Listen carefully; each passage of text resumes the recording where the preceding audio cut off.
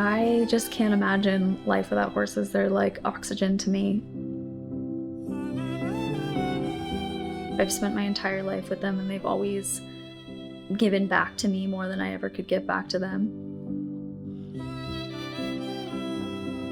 Really, this is all just a pursuit of giving in any way I can to kind of reciprocate the incredible gifts that they've given to me.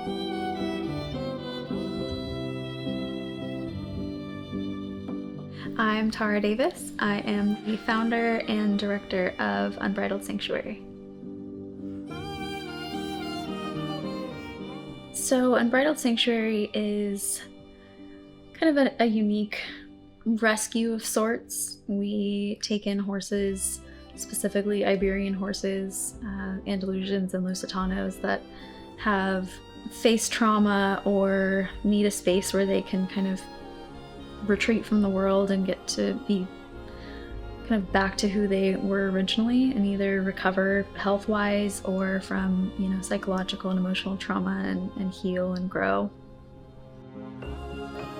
This location is my family's ranch. We bought it 6 years ago now, and it was just a flat pasture, and we had a vision for creating a space where our family could thrive. And the more we created the space, the more we realized we had room to create a sanctuary for more than just our own family, and brought more animals and more horses in here. And now it's kind of become this living, breathing, beautiful space that has a lot of memories and a lot of energy here. Well, I've always loved Iberian horses. They're just so spectacular, and anyone who's seen them can kind of feel their majesty and the magneticism that they exude. But really, it was my first rescue. Her name's Artemisa. She's the namesake for all of my businesses, and also for the nonprofit as well. For Unbridled Goddess is the phrase that I referred to her as, because she had been through some pretty horrific experiences in her life. And when I rescued her, I made a promise to her that I would never do anything to break her soul. I would never do anything that she didn't want to do.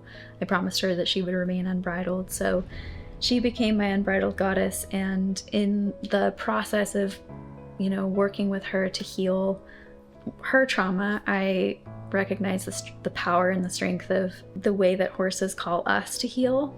And that was one of the most profound experiences I've ever had. And it really inspired me not only to, work with horses as a profession, and to take the lessons that she taught me about, autonomy and freedom and trust, but also to continue to offer that gift to other horses who need it. And recognizing the way it benefits me as much as it does them, like getting to help them heal and bringing them back and seeing them return to their glory is just the most beautiful experience.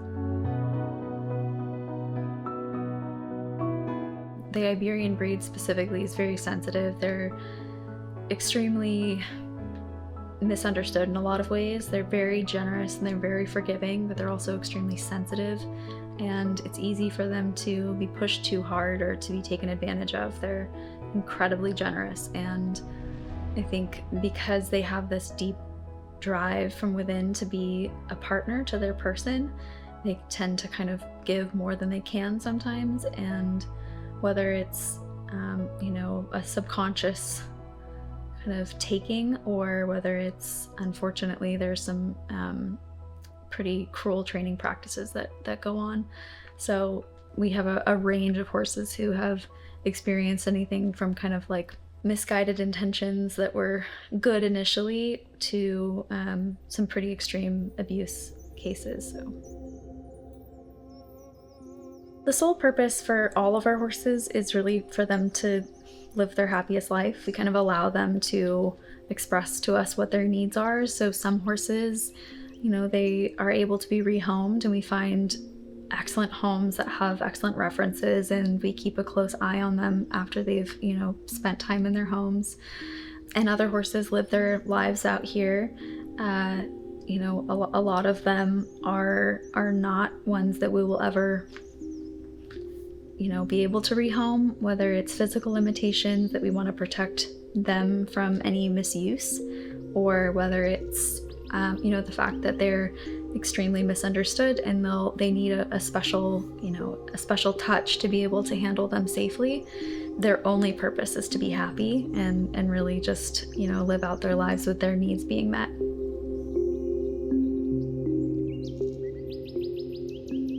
Plutone, he joined us after his previous owner reached out to me and was looking for a home where he would not be ridden to high levels.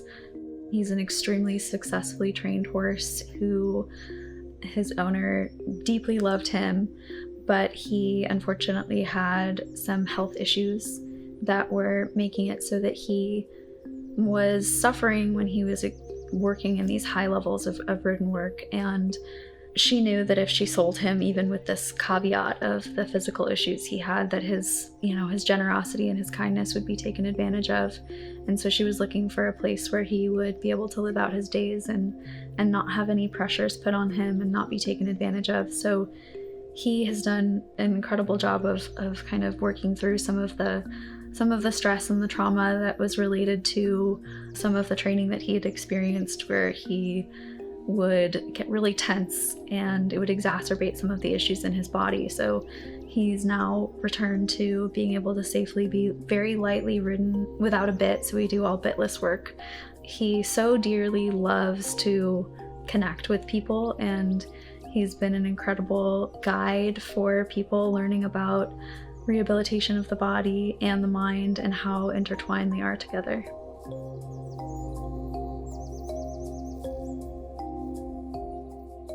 I think the biggest message that we have is really that each of us can kind of take matters into our own hands and make a difference in small ways.